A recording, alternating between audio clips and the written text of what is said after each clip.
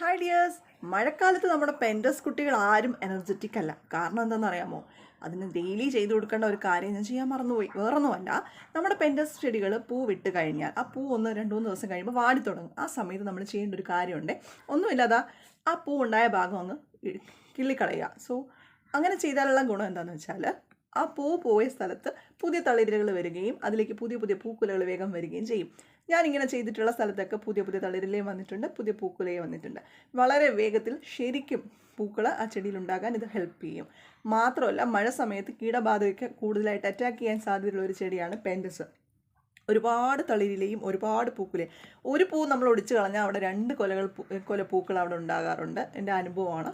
ശരിക്കും പൂക്കൾ അതുപോലെ നല്ല തളിരിലകളും വന്ന് നിറയും. അപ്പോൾ മഴയത്ത് എൻ്റെ പെൻഡസിനെ 2-3 പെൻഡസിനെയൊക്കെ കുറച്ച് കീടങ്ങൾ ആക്രമിച്ചിരുന്നു.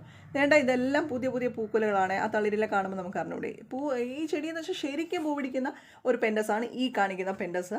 കണ്ടോ, പൂവുള്ള ഭാഗമായാലും ഇപ്പോൾ 1-2 പൂവൊക്കെ ഉള്ളതെങ്കിൽ അതങ്ങ് വെട്ടിക്കളഞ്ഞേക്കുക. വിഷമമൊന്നും വിചാരിക്കേണ്ട. ആ ഭാഗത്ത് വീണ്ടും ശരിക്കും പൂക്കൾ ഉണ്ടാവാനല്ലേ. അതുകൊണ്ട് നമുക്ക് അങ്ങനെ ചെയ്ത് കൊടുക്കാം. ഇത് മസ്റ്റായിട്ട് ചെയ്യേണ്ട ഒരു കാര്യമാണ് പെൻഡസിൽ. പിന്നെ ഇത് നിറച്ച് പൂവുള്ളതായിരുന്നു കേട്ടോ. ഇങ്ങനെ ചെയ്യുക കേട്ടോ. അപ്പോൾ നിങ്ങളുടെ വീട്ടിൽ പെൻഡസ് ഉണ്ടെങ്കിൽ തീർച്ചയായിട്ടും ഇത് പരീക്ഷിക്കുക. ഇതൊരു ലൈലക് കളർ പെൻഡസ് ആണ്. എൻ്റെ ഏറ്റവും ഫേവറേറ്റ് ആയിട്ടുള്ള ഒരെണ്ണമാണ്. അതിൻ്റെ പൂവ് കുറച്ച് പൂ നിൽപ്പുണ്ടായിരുന്നു, അതുകൊണ്ട് ഞാൻ അതൊടിച്ചില്ല. അതാണ്ട് പൂവെല്ലാം പോയത് ഞാൻ കിള്ളിക്കളഞ്ഞു കേട്ടോ. ഇങ്ങനെ കിള്ളിക്കളയുമ്പോൾ നമുക്ക് ഇഷ്ടംപോലെ പൂക്കൾ കിട്ടും. നേണ്ട മുട്ടൊക്കെ വന്ന് നിൽക്കുന്നുണ്ടോ തളിരിലയിൽ. നല്ല സുന്ദരി കളറാണിത് അല്ലേ. ഇനി ഒരു കളറും കൂടി ഉണ്ട്, അത് ഞാൻ കാണിച്ചു തരാം. അതാണ് നമ്മുടെ റെഡ്. പക്ഷേ ഇതിനെ ഏതോ ഒരു കീടം വന്ന് ആക്രമിച്ചു. എൻ്റെ ചെടി കണ്ടിട്ട് എനിക്ക് തന്നെ സങ്കടം വന്നു. ഇതിനെ നമുക്ക് വീണ്ടും എനർജറ്റിക് ആക്കി എടുക്കണം. അത് ഞാൻ എടുക്കും. വളരെ ഭംഗിയുള്ളൊരു പെൻഡസ് ആയിരുന്നു അത്. ചെമ്പരത്തി നായിപ്പോയി, പെൻഡസ് ആയിരുന്നു അത്.